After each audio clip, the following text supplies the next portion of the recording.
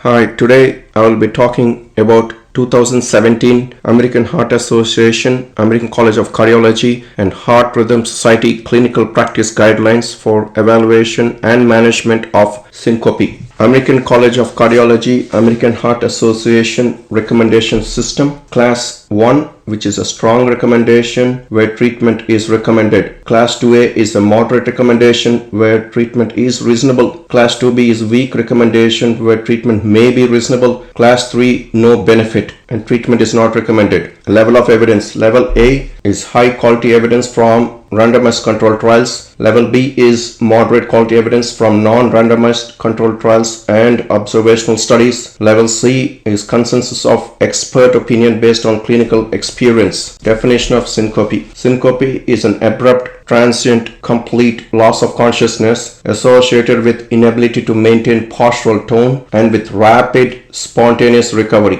The presumed mechanism of syncope is cerebral hypoperfusion. Different causes of syncope: reflex or neurally mediated syncope, orthostatic hypotension, cardiogenic causes, and unknown causes.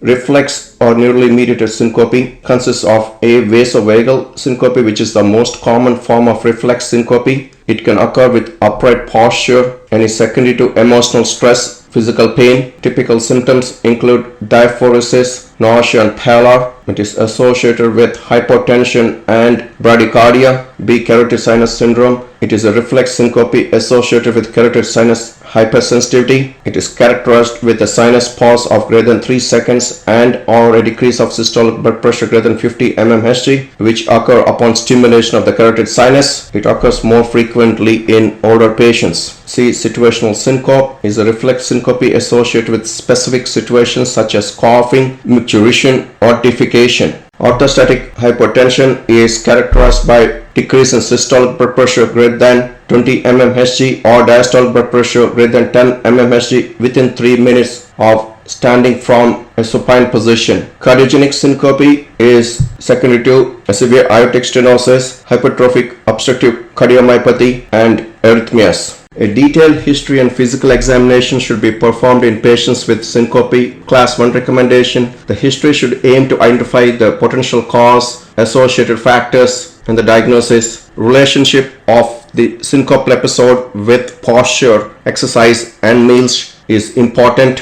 Family history regarding sudden cardiac death should be obtained. Physical exam should include determination of orthostatic blood pressure. Careful attention should be paid to the heart rate and rhythm. A full neurological examination should be performed looking for focal deficits. In the initial evaluation of patients with syncope, a resting 12-lead EKG is useful. Class 1 recommendation. Use of risk stratification scores may be reasonable in the management of patients with syncope. Class 2B recommendation. Examples of syncope risk scores include Boston Syncope Rule, San Francisco Syncope Rule, Syncope Risk Score. Characteristics associated with cardiac syncope: age greater than 60 years, male gender, known history of ischemic cardiac disease or structural heart disease, syncope during exertion, syncope in the supine position, family history of sudden cardiac death. Characteristics associated with non-cardiac cause of syncope include young age, no known cardiac disease, syncope on standing position, presence of specific triggers and situations. Recommendation for disposition after initial evaluation. Hospital evaluation and treatment are recommended for patients presenting with syncope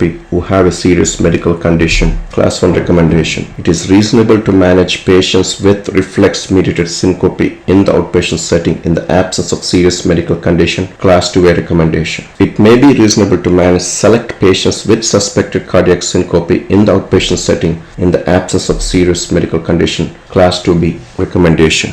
Recommendation for blood testing.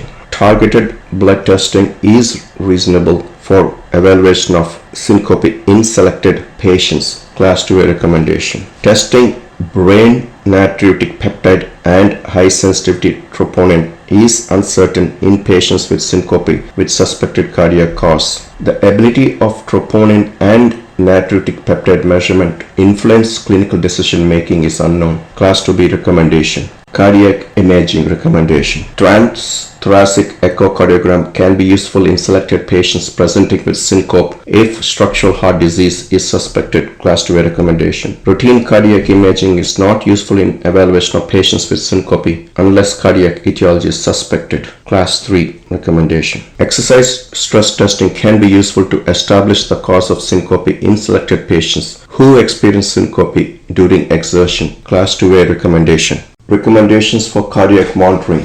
The choice of a specific cardiac monitor should be determined on the basis of the frequency and nature of syncopal events. Class 1 recommendation. To evaluate selected ambulatory patients with syncope of suspected arrhythmic etiology, an implantable cardiac monitor can be useful. Class 2A recommendation. Different kinds of cardiac rhythm monitors. Holter monitor. It is a portable battery operated device which can do continuous recording for 24 to 72 hours. Symptom rhythm correlation can be achieved through a patient event diary. Patient selection. Symptoms frequent enough to be detected within a short period of 24 to 72 hours. Next, external loop recorder. A device that continuously records and stores rhythm data over weeks to months. Patient activated or auto triggered to provide a recording of events before, during, and after the event. Patient selection. Frequent spontaneous symptoms likely to recur within 2 to 6 weeks. Next, external patch recorders. A patch device that continuously records and stores rhythm data with patient triggered capability to allow for symptom rhythm correlation. No leads or wires are present. Patient selection can be considered as an alternative to external loop recorder. Next, implantable cardiac monitor. Subcutaneously implanted device with battery life of 2 to 3 years, triggered by the patient to record the event. Patient selection. Recurrent, infrequent, unexplained syncopal episodes. Continuous ECG monitoring is useful in hospitalized patients admitted for syncope with suspected cardiac etiology. Level 1 recommendation.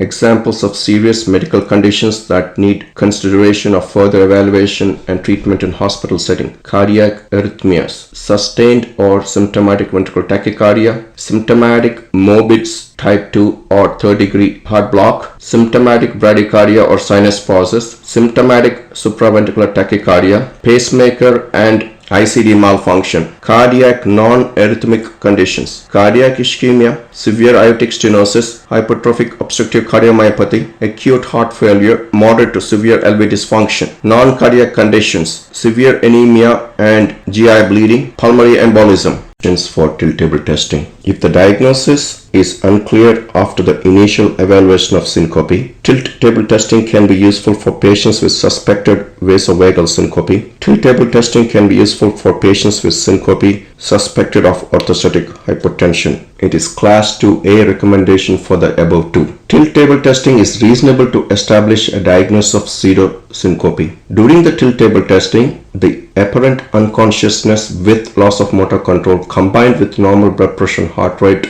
rules out true syncope. Recommendations for neurological diagnostics. Simultaneous monitoring of an EEG during tilt table testing can be useful to distinguish between syncope, pseudosyncope, and epilepsy. Epileptiform discharges are recorded during epileptic convulsions, whereas during syncope, EEG generally shows diffuse brain wave slowing. Pseudosyncope and psychogenic non-epileptic seizures are associated with a normal EEG. This is a class 2A recommendation. MRI and CT of the head are not recommended in the routine evaluation of patients with syncope in the absence of focal neurological findings or head injury. This is a class 3 recommendation. Carotid artery imaging is not recommended in the routine evaluation of patients with syncope in the absence of focal neurological findings. Class 3 recommendation. Routine recording of an EEG is not recommended in the evaluation of patients with syncope in the absence of neurological symptoms suggestive of a seizure. Class 3 recommendation.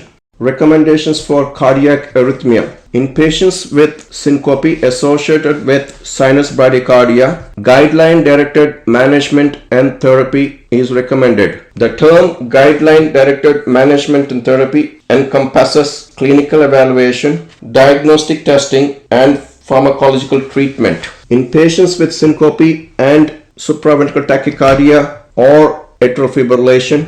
Guideline-directed management and therapy is recommended. Class 1 recommendation. Recommendations for structural heart conditions. In patients with syncope associated with ischemic and non-ischemic cardiomyopathy, guideline-directed management and therapy is recommended. Class 1 recommendation. In patients with syncope associated with valvular heart disease, guideline-directed management therapy is recommended. Class 1 recommendation. In patients with syncope associated with hypertrophic obstructive cardiomyopathy, guideline-directed management therapy is recommended. ICD implantation is reasonable in patients with HCM presenting with greater than one episode of syncope suspected to be arrhythmic in nature. Long QT syndrome is diagnosed in the presence of QT interval greater than 500 ms. Beta blocker therapy is indicated as a first-line therapy in the patients with long QT interval syndrome and suspected syncope. Class 1 recommendation. ICD implantation is reasonable in patients with long QT interval syndrome who continue to have syncope despite beta blocker therapy. Class 2A recommendation. Recommendations for vasovagal syncope. Vasovagal syncope is the most common cause of syncope and frequent reason for emergency department visits. Patient education on the diagnosis and prognosis of vasovagal syncope is recommended. Class 1 recommendation. Physical counter-pressure maneuvers such as leg crossing, squatting, and abdominal contraction can be useful in patients with vasovagal syncope. Class 2A recommendation. Midodrine is reasonable in patients with recurrent vasovagal syncope with no history of hypertension. Class 2A recommendation. Midodrine is a prodrug which is metabolized and peripherally acting alpha-1 agonist which helps in increasing the sympathetic resistance and decreasing the venous pooling. Fludrocortisone might be reasonable for patients with recurrent vasovagal syncope. Class 2B recommendation. It is a mineralocorticoid resulting in sodium and water retention which results in increased blood volume. Encouraging increased salt and fluid intake may be reasonable in select patients with vasovagal syncope. Class 2B recommendation. In patients with no clear contraindications such as hypertension or heart failure, it may be reasonable to encourage ingestion of 2 to 3 liters of fluid per day and a total of 6 to 9 grams of salt per day. In select patients with vasovagal syncope, it may be reasonable to reduce or withdraw medications that can cause hypotension. Class 2B recommendation. Recommendations for carotid sinus syndrome. It is a reflex syncope associated with carotid sinus hypersensitivity, characterized by sinus pause greater than 3 seconds and or decrease of systolic blood pressure greater than 50 mmHg upon stimulation of the carotid sinus. Permanent cardiac pacing is reasonable in patients with carotid sinus syndrome. Class 2A recommendation.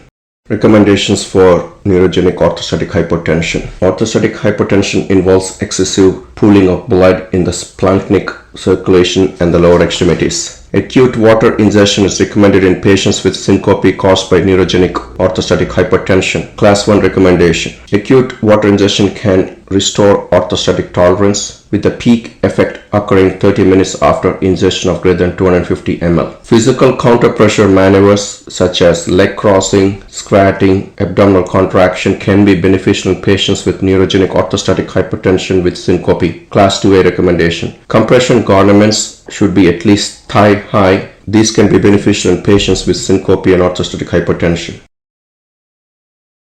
Midodrine can be beneficial in patients with syncope due to neurogenic orthostatic hypertension. Class 2A recommendation. Its use may be limited by supine hypertension. Droxidopa can be beneficial in patients with syncope due to neurogenic orthostatic hypertension. Class 2A recommendation. Droxidopa improves symptoms of Parkinson's disease, multiple system atrophy. Fludrocortisone can be beneficial in patients with syncope due to neurogenic orthostatic hypertension. Class 2A recommendation. Fludrocortisone increases blood volume with sodium and water retention. Pidostigmine can be beneficial in patients with syncope due to neurogenic orthostatic hypertension. Class 2B recommendation.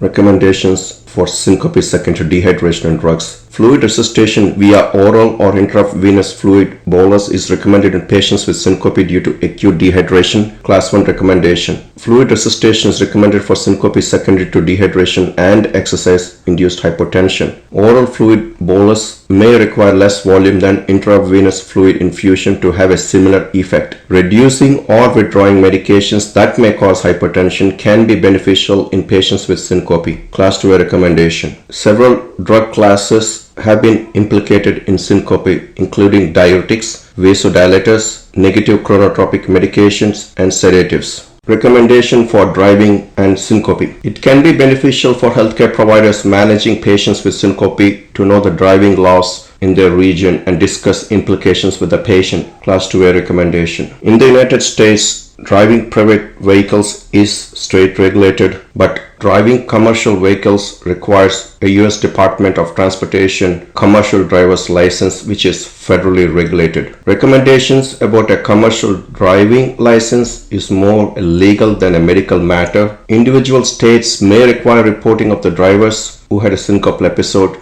Recommendations for athletes. Syncope occurring in an athlete is predominantly of vasovagal etiology, but underlying cardiac conditions may place athletes at undue risk for adverse events. Cardiovascular assessment by a provider experienced in treating athletes with syncope is recommended prior to resuming competitive sports. Class 1 recommendation. A thorough history and physical exam should be completed by an experienced provider. Cardiovascular causes account for 75% of sport-related deaths in young athletes. Syncope that occurs after exercise is often benign etiology. However, syncope occurring during exercise is much more likely cardiac related. Participation in competitive sports is not recommended for athletes with syncope associated with hypertrophic obstructive cardiomyopathy or long QT syndrome. Class 3 recommendation. This concludes the talk. Thank you.